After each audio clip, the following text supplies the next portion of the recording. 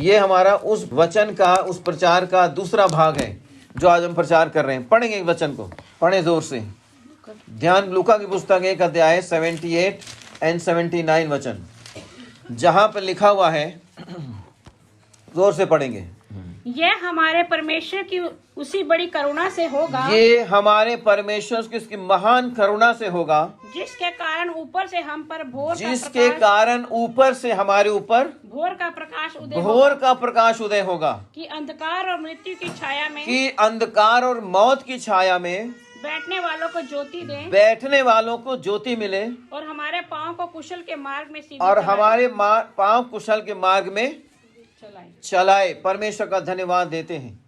हमने पिछले संडे परमेश्वर के वचन में देखा था कि प्रभु परमेश्वर यीशु मसीह का आने का वास्तविक उद्देश्य क्या है। तो हम सीधे तौर पर इसको समझ लेते हैं कि हमारे पापों से हमारा उद्धार करना। ये सीधे तौर पर हम इस बात को देख लेते हैं, यीशु मसीह संसार में आए ताकि हमारे पापों से उद्धार हो जाए। मगर परमेश्वर का असल मकसद क्या है मानव सभ्यता के लिए, वो परमेश्वर के वचन में लिखा हुआ है कि जो लोग मौत की छाया में बैठे हुए थे, मौत की छाया में, उन पर ऊपर से प्रकाश चमका है। मौत की छाया में बैठे, आपको दुनिया में जो लोग जीवित हैं, इस संसार में चलते फिरते हैं, खाते पीते हैं, उनके लिए परमेश्वर का वचन है सारे कार्यों को करने के बाद भी वो परमेश्वर की दृष्टि में मरे हुए हैं। परमेश्वर की दृष्टि में वो मरे हुए हैं, और मरे हुए से सर्वदा परमेश्वर संगति करे ऐसा परमेश्वर करेगा नहीं। परमेश्वर की संगति हो सकती है तो सिर्फ जिंदा लोगों से, मरे हुए से नहीं हो सकती। इसलिए हमने एक संडे में ये वचन भी पढ़ा था कि एक व्यक्ति, यीशु मसीह का एक चेला, यीशु से कहने लगा मैं तेरे पीछे चलना चाहता हूं, मगर पहले अपने पिता को गाड़ दूं। यीशु मसीह ने क्या बोला? मुर्दों को अपने मुर्दे गाड़ने दे, तू मेरे पीछे हो ले। इस समय परमेश्वर की दृष्टि में जितने भी मानव सभ्यता है, उनमें से केवल वही लोग जीवित हैं जो जिनके अंदर यीशु मसीह का जीवन एंटर हो चुका है। जिनके अंदर यीशु मसीह का जीवन एंटर नहीं है, वो परमेश्वर की दृष्टि में मरे हुए लोग हैं। और भले हम इस दुनिया में खाते पीते हैं, पहनते ओढ़ते हैं, गीत गाते, अपने सारे कार्यों को करते हैं, मगर फिर भी हम परमेश्वर की दृष्टि में मरे हुए लोग हैं। इसलिए बाइबल में बार बार परमेश्वर ने मानव सभ्यता को जिंदा कर देने की बातें करी हैं, बार बार करी हैं। पढ़ेंगे वचन और भी तब आपको मिलेगा। पढ़ेंगे यूसुफियों की पत्री उसका 5 अध्याय और उसका 13 और 14 वचन पढ़ेंगे। देखिए क्या लिखा हुआ है। जब तक यीशु का जीवन हमारे अंदर प्रवेश नहीं करेगा, हम परमेश्वर की दृष्टि में मरे हुए हैं और एक दिन शरीर से हम सो जाएंगे। यूसुफियों की पत्री 5 अध्याय 13 और 14 वचन। पर जितने कामों पर उल्हाना दिया जाता है, जितने कामों पर उल्हाना दिया जाता है, वे सब ज्योति से प्रकट होते हैं। वो सारे ज्योति से प्रकट होते हैं, क्योंकि जो सब कुछ को प्रकट करता क्योंकि है, जो सब कुछ को जाहिर कर देता है, वे ज्योति है। बगैर ज्योति के वो चीजें जाहिर नहीं होती हैं। इस कारण वे कहता लिखा है जब सब कुछ को प्रकट करने वाला लाइट है, ज्योति है। और ज्योति के लिए बाइबल में क्या लिखा गया है? यीशु ने कहा इस जगत की ज्योति, इस जगत के मरे हुओं को यीशु प्रकट कर देते हैं। यीशु मसीह जो लोग मरे हुए उनको प्रकट कर देते हैं, यीशु मसीह की ज्योति उन्हें प्रकट कर देती है। ये लोग मरे हुए लोग हैं। और अगर परमेश्वर ने जिनको बनाया वो मर के मरे रह जाएं, तो परमेश्वर का कोई फायदा नहीं है। फिर परमेश्वर का क्या फायदा? परमेश्वर का कोई फायदा नहीं अगर मरे हुओं को वो जीवित ना कर सके। इसलिए यीशु ने इस संसार में शारीरिक रूप से भी लोगों को जीवित करके दिखा दिया है। कई लोगों को यीशु ने जीवित किया अपने महान वचन से। तो वचन में क्या लिखा हुआ आगे पढ़ेंगे इसी को। जो सब कुछ प्रकट करता है वो लाइट है, और वो लाइट जीसस है। पढ़ेंगे। इस कारण वह यह कहता है, इस कारण वो ये कहता है, हे सोने वाले, हे सोने वाले, जग जा, और मुर्दों में से जी उठ। Praise the Lord. यहाँ परमेश्वर के वचन में लिखा हुआ है, हे सोने वाले जाग और मुर्दों में से जीवित हो जा। मरे हुए लोग दिखाई देते हैं क्या दुनिया में? आपको तो दुनिया मरे लोग दिखाई नहीं देते। हम आप लोगों से बातें करते हैं और उनसे अपने संबंध रखते हैं। सारा काम दुनिया में हो रहा है, लोग बातें करते हैं, सोते हैं, जग जाते हैं, मगर फिर भी परमेश्वर कह रहा है, हे सोने वाले जग जा और मुर्दों में से। परमेश्वर की दृष्टि में मरे हुए। अब जब परमेश्वर की दृष्टि में लोग मरे हुए हैं, तब परमेश्वर ने जीवन को इस सृष्टि में भेजा है। इस कायनात के अंदर परमेश्वर ने जीवन को भेजा और वो जीवन लेकर आया जीसस। यीशु मसीह ने कहा, मैं इस संसार की ज्योति हूं। यीशु ने खुद दावा किया इस बात का कि मैं इस जगत की ज्योति हूं और मैं इसलिए आया हूं ताकि तुम जीवन पाओ और बहुतायत से। जब यीशु मसीह संसार में आए तब भी लोग जिंदा थे, तब भी लोग यीशु से बातें कर रहे थे, मरे हुए तो नहीं थे, मगर परमेश्वर की दृष्टि में वो मरे हुए थे। और यीशु इसलिए आए ताकि वो जीवन, यीशु का जीवन उनके अंदर एंटर हो जाए, ताकि परमेश्वर की नज़र में वो जीवित हो जाएं। और अनंत काल की जिंदगी में के बिना परमेश्वर हमसे कभी संबंध रखने वाला नहीं है। जब परमेश्वर जीवित है तो उसके ऊपर विश्वास करने वाले भी जीवित होने ही चाहिए, तभी तो परमेश्वर की मनुष्य की संगति हो पाएगी अनंत काल तक। अगर यही जीवन से परमेश्वर संतुष्ट होता जो शरीर में है, तो यीशु को आने की कभी कोई जरूरत पड़ती ही नहीं। कोई जरूरत नहीं थी यीशु मसीह के संसार में आने की, क्योंकि बहुत सारे लोग आए, अच्छी बातें बताई और चले गए। मगर परमेश्वर का पुत्र इसलिए आया कि उसने कहा, मैं इसलिए आया हूं कि तुम जीवन पाओ, बहुतायत से, बहुतायत का जीवन। इसलिए हमने इस बात, ये दूसरा भाग है इस वचन का जो आज हम बता रहे हैं। यीशु मसीह सीधे तौर पर उसके आने का बड़ा मकसद है इस दुनिया के लोगों को जिंदगी दे देना। जबकि माँ बाप से बच्चे पैदा होते हैं, बड़े होते हैं, 100 साल 150 साल, पहले ज़माने में लोग तो कितने सालों तक जीवित रहते थे। और बाइबल के हिसाब से जो व्यक्ति जीवित रहा वो सबसे ज़्यादा कितना रहा? कौन रहा? मतूशेला। उसके लाइफ थी लगभग 969 साल तक वो जीवित था। मगर फिर भी परमेश्वर की दृष्टि में लोग जो ज़्यादा जीवित होते हैं वो मनुष्यों की दृष्टि में, मगर परमेश्वर की दृष्टि में जीवित नहीं है। इसलिए समय रहते हुए परमेश्वर क्या कहता है? समय रहते हुए, हे सोने वाले जाग कि और मुर्दों में से जी उठ, तो यीशु की ज्योति तुम पर। अब यीशु ने अपने आप को ज्योति क्यों कहा? जब यीशु का वचन आपके पास आता है तब जाहिर हो जाता है कि आप मरे हुए या जिंदा हैं। जब तक वो वचन नहीं आएगा आप अपने जीवन की क्रियाओं में रहते हैं, मगर जैसे ही वो वचन आता है, परमेश्वर ने वचन भेजने के लिए क्यों बोला? उसका एक बड़ा कारण था। जब यीशु मसीह ने कहा सारे जगत में जाओ और सारी सृष्टि में सुसमाचार प्रचार करो, जो विश्वास करे उसका उद्धार का मतलब है आपके अंदर जीवन प्रवेश कर चुका है। और हम परमेश्वर का धन्यवाद देते हैं, जीवन प्रवेश कर जाएगा तो ही हम और आप जीवित कहलाते हैं, अन्यथा हम परमेश्वर की दृष्टि में मरे हुए हैं। इसलिए यीशु ने कहा मुर्दों को अपने मुर्दे गाड़ने दो, तुम मेरे पीछे। इसका मतलब सीधे तौर पर है मुर्दों का मुर्दे गाड़ने दे, तू जीवन के पीछे। आज जीवन तेरे पास है, क्या पता ये समय तू चूक जाए, ये समय तेरे पास से निकल जाए और फिर तू वैसा है कि वैसा हो जाएगा। हम परमेश्वर का हृदय से धन्यवाद देते हैं। एक वचन और पढ़ेंगे। परमेश्वर का वचन और परमेश्वर के मुंह से निकला गया वचन दोनों ही एक हैं। पढ़ेंगे यशायाह नबी की पुस्तक, उसका 55 अध्याय 10 और 11 वचन। जिस प्रकार से वर्षा और हिम आकाश से गिरते हैं और वहाँ यूं ही लौट के नहीं जाते, जबकि भूमि को सींच देते हैं ताकि भूमि से एक जीवन प्रकट हो जाए, वरन भूमि पर पड़कर उपज उपजाते हैं। भूमि पर पड़कर उपज भूमि का जीवन है, उपजाए। हाँ, पढ़ेंगे आगे। जिससे बोने वाले को बीज, लिखा जिससे बोने वाले को बीज और खाने वाले को रोटी मिलती है। परमेश्वर ने कहा, देखो ये यीशु परमेश्वर ने एक अपने उस सिस्टम के बारे में बताया जो परमेश्वर ने ही बनाया। ऊपर से पानी आए, जमीन पर गिरे, पौधा निकले और जमीन में जीवन दिखाई दे।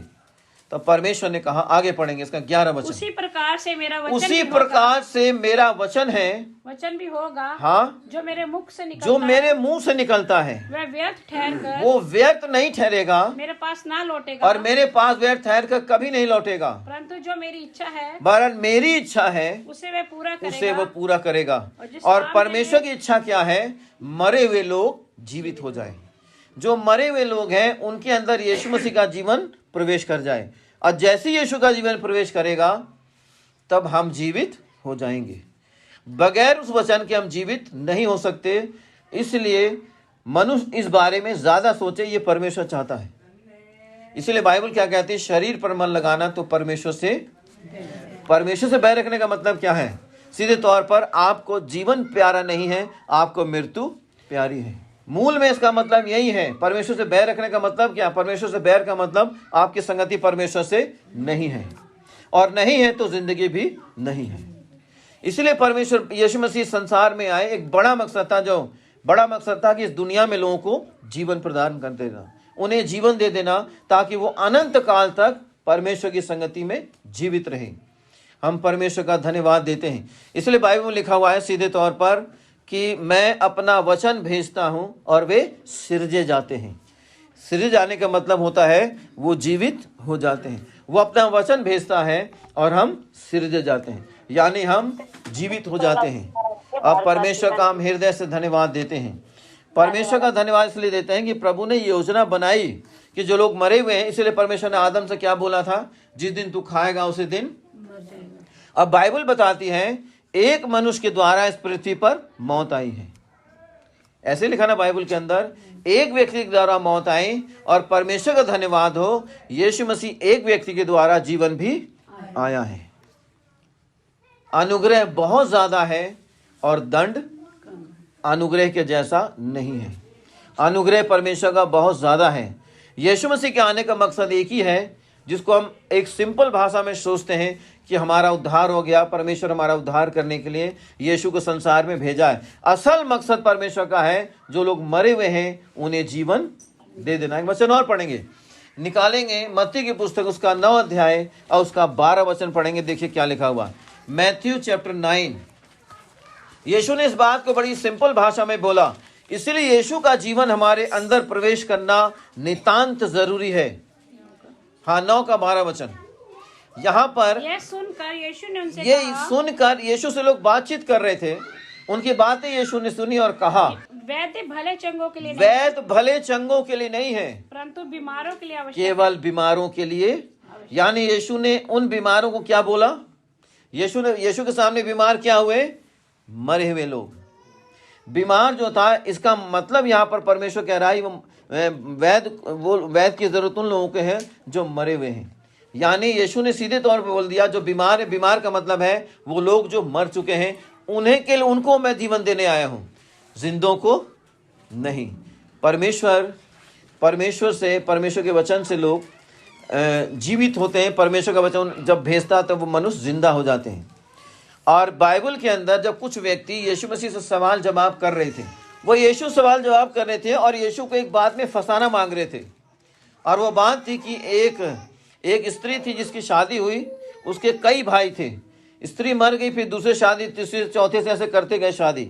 अंत में स्त्री भी मर गई। 7 भाई थे उसके, अंत में स्त्री भी मर गई। तो यीशु को फंसाने के लिए उन्होंने यीशु से पूछा, अब बता वो किसकी पत्नी? यीशु का जवाब बहुत शानदार होता था, बहुत शानदार। उस वचन को ही पढ़ ले जो आप मिल जाएगा आपको। मत्ती की पुस्तक उसका 22 अध्याय उसका 30, 31 और 32 वचन पढ़ेंगे। देखिए क्या लिखा हुआ है। मत्ती की पुस्तक चैप्टर 22 वर्स 30, 31 और 32 वचन पढ़ेंगे जोर से। जी उठने पर वे ना विवाह करेंगे। अब यीशु ने जो जवाब दिया वो बहुत शानदार था। वो सर खुजाते हुए शांत हो गए। वो पूछने लगे, जब ये जीवित हो जाएगी तो किसकी पत्नी कहलाएगी? यीशु ने कहा, जब वो जीवित होंगे, पढ़े, क्योंकि जी उठने पर वे ना विवाह जी करेंगे। उठने पर जब वो जीवित हो जाएंगे, परमेश्वर उन्हें जीवित करेगा, तब वो ना तो विवाह करेंगे, ना विवाह करेंगे और ना तो विवाह में दिए जाएंगे। परमेश्वर जीवित किन्हें करेगा?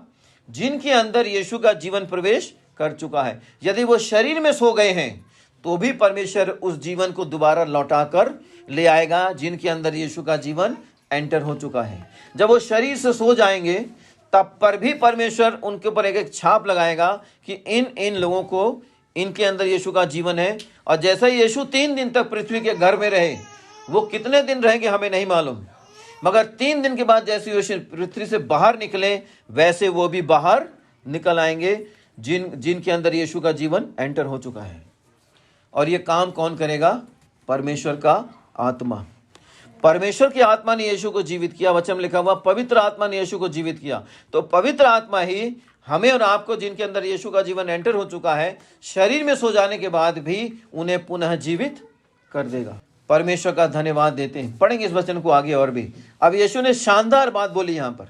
परंतु स्वर्ग में परमेश्वर के दूतों के समान होंगे। परमेश्वर के दूतों के समान होंगे वो लोग। परंतु मरे हुओं के जी उठने के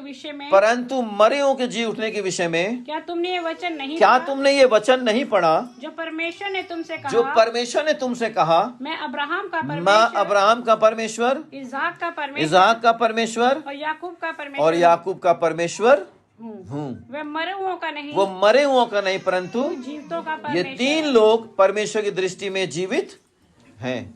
नूह परमेश्वर की दृष्टि में जीवित है। परमेश्वर की नजर में कौन जीवित था? नूह। इसलिए नूह को परमेश्वर ने बचाया है। और हम धन्यवाद देते हैं परमेश्वर का, जो यीशु मसीह ने कहा तुम्हें मालूम नहीं परमेश्वर ने क्या बोला था। बोला कहाँ था? वो परमेश्वर ने बोला था जब परमेश्वर ने मूसा से बातें करी थी। परमेश्वर ने कहा मैं इब्राहिम, इसहाक और याकूब का परमेश्वर हूँ। ये लोग परमेश्वर की दृष्टि में जीवित हैं और तब भी जीवित थे। और इसीलिए यीशु ने बोला कि वैद्य की जरूरत बीमारों को है, यानी मुर्दों को है। परमेश्वर के वचन की जरूरत किसको है? मुर्दों को। जैसे बीमार को वैद्य की जरूरत होती है, वैसे ही यीशु मसीह के वचन की जरूरत मुर्दों को है, जो मरे हुए हैं। जो जीवित हैं उनको, वो तो वैसे जीवित हैं। इसलिए परमेश्वर उनके लिए संसार में उतरा यीशु मसीह, जो परमेश्वर के वचन से दूर हैं, जिनके अंदर परमेश्वर का वचन एंटर नहीं कर पाया है। और ये कोई बंधन नहीं है। परमेश्वर का वचन किन किन लोगों के लिए, किन को परमेश्वर जिंदा करना चाहता है, उसको भी पढ़ेंगे, तब एकदम साफ हो जाएगा परमेश्वर किन को जीवित करना चाहता। पढ़ेंगे रेवलेशन चैप्टर 5, प्रकाशित वाक्य की पुस्तक 5 अध्याय, उसका 9 वचन पढ़ेंगे। देखिए क्या लिखा हुआ। वे ये नया गीत गाने लगे। देखिए परमेश्वर इन हर एक को जीवित करना चाहता है, और लिखा भी हुआ है परमेश्वर ने क्या बोल रहा। परमेश्वर पढ़ेंगे तो इस पुस्तक को लेने उसकी मोहरें तोड़ने के योग्य ये पुस्तक वो है जिसमें सारी मानव सभ्यता के गुनाह लिखे हुए, यानी सीधे तौर पर अगर आप मूल में जाएंगे उनके नाम लिखे। पढ़ेंगे तो उस पुस्तक को खोलने और इसकी मोहरें खोलने के योग्य है, क्योंकि तूने वध होकर अपने लहू से हर एक कुल ध्यान पूर्वक सुनेंगे। किन के लिए परमेश्वर का वचन कह रहा? हर एक कुल और भाषा और लोग और जातियों में से परमेश्वर के लिए लोगों को मोल लिया है।